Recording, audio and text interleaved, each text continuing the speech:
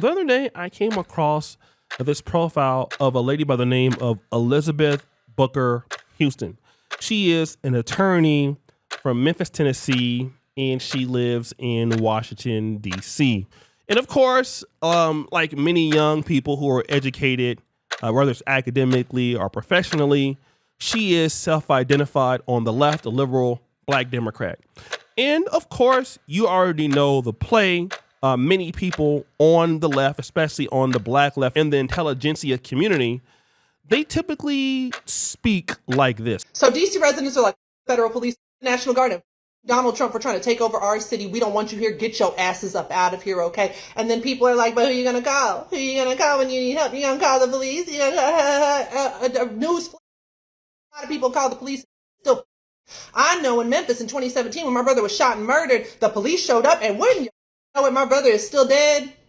Ain't that something? The police came, but he's still dead. And that's because the police don't prevent crime. They show up after a crime has been committed. So again, you hear her tonality, very urban, but mixed with intellect, against conservatives, against Trump. No problem. She doesn't like the DC protests when they came out there. Don't have an issue with it. It's fine. She's expressing herself. All right. Now, this is her in DC at Black Media Row. Okay. Her and some other brother. And I want you to listen to the language. At some point, we got to get the hell out of here because this is about to turn into a trailer park party. I don't know what's going on. You see them people? Yeah. They look like they.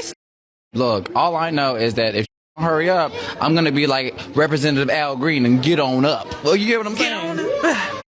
Green got his laugh. This is her again, using strong language, basically making fun of what she would consider those who make fun of blacks, right? So she's basically comically stereotyping whites in the same way that they would do for blacks. She mentioned something about, oh, it may be like, the whites and then, the trash of the whites, stuff like that language. And her and this other guy, all right? But then she also has this language. I cannot stress enough how so many attacks on our rights come right back to racists being mad that Black people and people of color exist. And not just exist, but thrive in a world that was built on our subjugation. Birthright citizenship means that if someone is born in the United States, they are a U.S. citizen. Doesn't matter if their parents are citizens or lawful permanent residents. This issue came about because of enslaved Black people and the descendants of enslaved people here in the United States. Before the Civil War, there was a Supreme Court case called Dred Scott versus Sanford that ruled that no Black person had ever been or could ever be a citizen. We were property, not people to them. And this case was only overturned after the ratification of the 14th Amendment a few years later. And then the Supreme Court case of United States versus Wong Kim Ark in 1898 further solidified that birthright citizenship extends to all children born in the United States, even to immigrant parents. This is settled law, and anything that goes against birthright citizenship is unconstitutional, including what Trump is doing. Now, this is where it gets interesting, guys. She's talking about birthright citizenship, and we already see where the play is going. She's conflating the Black struggle with the struggle of immigrants, defending the rights for birthright citizenship for them. Again, you can stand where you want to stand on the issue. I'm not even dealing with what is right or wrong.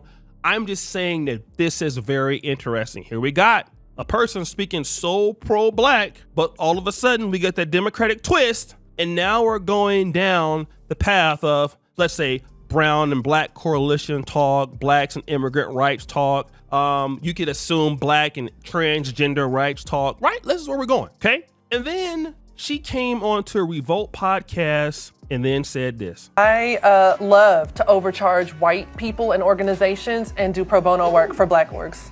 And that's just me being very blunt. I will give them ridiculous rates, and then I'll have like a nonprofit or a Black org or somebody doing some work, and they'll be like, I've only got this much money. And I'm like, keep it. A white person just cut me a check. Let's do this for free. But now, when she deals with Black clients, she will give them a discount, but she overcharges whites. That's interesting, because who is she married to?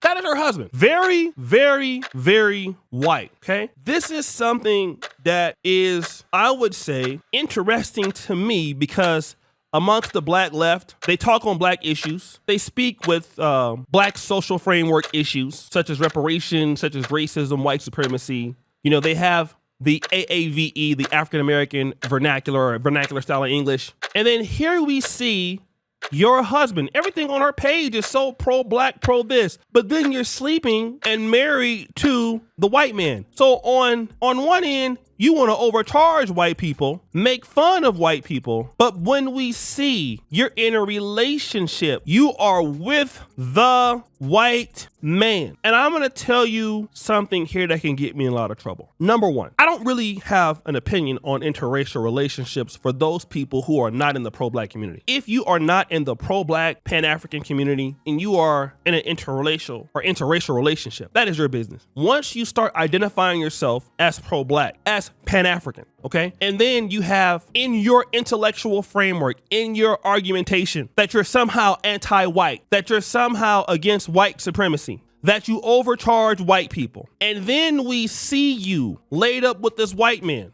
And then your excuse is, oh, well, he is different from the white people that I'm talking about. I have no respect for a person like that, largely because of your attitude towards these so-called whites. So number one, the whites should never trust you, and the black should never trust you. And this is becoming a growing trend. Back 20, 30 years ago, you could not talk like her and have somebody that would take you seriously. You just could not do it. It was not possible. And still in most parts of extreme pro-black communities, this person cannot, like the communities I'm a part of, person like her, they just show you the door. Like, look, we don't have no problem with you. We need you to leave. Not because you have a white husband, okay? Not because you're in an interracial relationship, but because your framework, intellectually, what you talk about does not match up. We can't trust you. You and him need to go someplace else. And also with the whites, how can somebody white say, look, oh, you overcharge whites, you do this, you do that, but then you married to one of us? So how can they also trust you? And then look at your framework that you use. You are then trying to tie the black struggle in with everybody else's struggle, which means that you're not loyal to either group. You're not loyal to the black community, because talking like you should definitely be with a black man. You're from Memphis, you're not. But you want to go ahead on and borrow what sides are good for you and basically use it for whatever you can, and you can't do that. I'm sorry. You cannot borrow or steal from frameworks as it benefits you and try to combine it and live a hypocritical lifestyle once you start talking in her particular framework, okay? One of the reasons why Dr. Umar Johnson, even though he has a lot of problems, want to know why he still got some level of credibility? Because we don't see him dating, marrying, or procreating or with somebody white, because he talks too anti-white into some people. He doesn't hate white people, but he talks about the system of white supremacy. He talks about building the black world. He talks about black men, black women, black family. So he got to stay true to that. He could, deviate from other things and that'll be okay. But the moment he deviates from that, he's washed. And this woman talks very similar. It's racism. It's white supremacy. It's not the same framework, but she borrows what she wants. And when you do that, you are no good to your community. You're not good to nobody else. And you are up at she's a joke. I'm sorry. The lady is a joke. And unfortunately, I see this happening with a lot of the black Democrats. Now, this one thing I will give credit to Brandon Tatum and Candace Owens. At least their commentary is completely anti-black. We ain't got to guess, okay? We ain't got to guess where they're coming from. They let you know that they don't like you for the most part. Everything's wrong with your community. Same thing with the Hodge twins. And you can see it by who they marrying. They let you know they don't want nothing to do with you and don't want nothing from your community. Now, the difference is that what she's saying is the same thing. She's pulling the Kamala Harris. Oh, I love you, but everything she does in the background is against what she's talking about. Pushing for, I can tell you, the migrant crisis. That whole DC thing with ICE. Oh, we don't want you in our city. Why? Because she wants those illegals to keep running through there. That's why. She wants them people that are illegals to get birthright citizenship. That's right. She wants to replace black people at the same time while marrying out. That's the real issue there. And these kind of pro-blacks, they ain't no different than Candace Owens. They ain't no different than Brandon Tatum. They not no different than anybody that's on MAGA. They are the same. So guys, what do you think? It's your boy, O'Shea Duke Jackson, back at it again. Another episode of The Celebrity Junk. Appreciate you for all you do. Turn the bell. We're out.